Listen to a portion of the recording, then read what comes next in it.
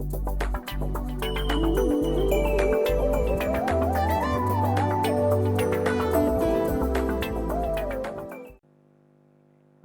setelah kita menentukan daerah visible dan kita menemukan titik-titik terluar dari daerah visible tersebut, kita akan menguji apakah sudah optimal atau belum titik-titik tersebut.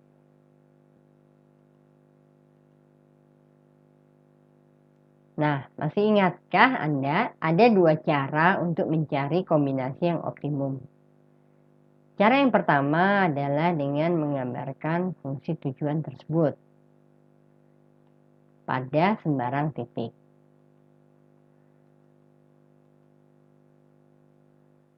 Sebagai contoh, saya menggambar fungsi tujuan saya yaitu Z sama dengan 3x1 tambah 5x2 sebagai berikut. Lalu saya akan menggeser garis fungsi tujuan tersebut hingga titik terluar, karena persoalan ini adalah persoalan maksimasi. Apakah garis ini sudah terluar? Tentunya belum, karena daerah visible-nya adalah yang berwarna abu-abu. Sampai di titik B, sebenarnya garis ini masih bisa digeser lagi. Kemudian, cara kedua adalah membandingkan nilai Z pada tiap-tiap alternatif. Ingat, kita punya titik A, B, C, dan D. Saya akan coba memasukkan nilai A ini kepada fungsi tujuan. Itu cara agar kita dapat memperoleh nilai Z dari tiap alternatif. Titik A kebetulan adalah titik 4.0 yang mudah kita ketahui. Sehingga saya bisa menentukan bahwa pada titik A nilai Z-nya adalah 3 dikali 4 tambah 0 dikali 5 atau 12. Kemudian kita akan mencari nilai titik B. Titik B adalah terdiri dari titik X1, 4, dan titik X2 yang tidak kita ketahui. Untuk itulah kita harus melakukan eliminasi terlebih dahulu untuk mengetahui titik X2. Mari kita perhatikan sebagai berikut. Jika saya melakukan substitusi pada batasan tersebut, maka didapati bahwa titik X2 adalah 6/5. Dan nilai Z yang berhasil ditemukan di titik B adalah 18. Kemudian kita akan mencari berapa nilai Z pada titik C. Sama, di sini kita harus melakukan substitusi batasan sehingga ditemukan bahwa nilai X1 adalah 5/6. Dan jika saya mencari nilai Z, maka nilai Z di sini adalah 27,5. Titik terakhir yang akan kita cari adalah titik D.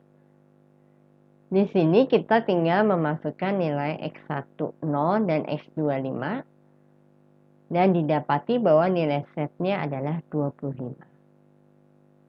Perbandingan dari tiap-tiap titik tersebut memudahkan kita mengambil keputusan. Jadi titik A nilai optimumnya 12 dengan memproduksi sejumlah X1 atau tadi adalah sol karet 4 lusin dan X2 0 lusin.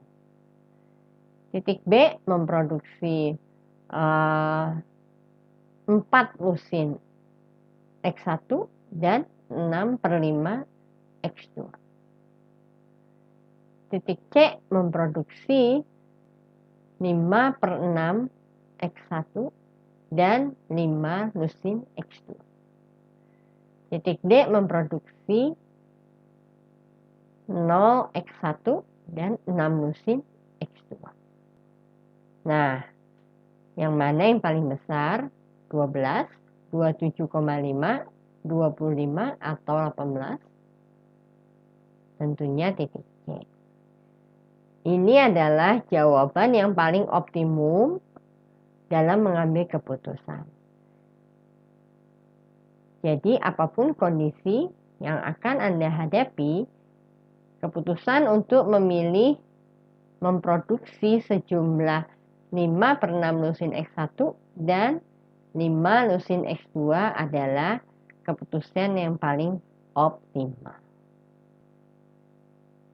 Nah, kadang-kadang jika Anda dihadapi pada persoalan yang sedikit berbeda, sebagai contoh misalnya, fungsi batasan bertanda lebih besar atau sama dengan, misal ya, tadi apabila Anda menjumpai kondisi di mana batasan ketiga fungsinya adalah 6x1 tambah 5x2 lebih kecil dari 30, kita ubah menjadi 6x1 tambah 5x2 lebih besar dari 30, maka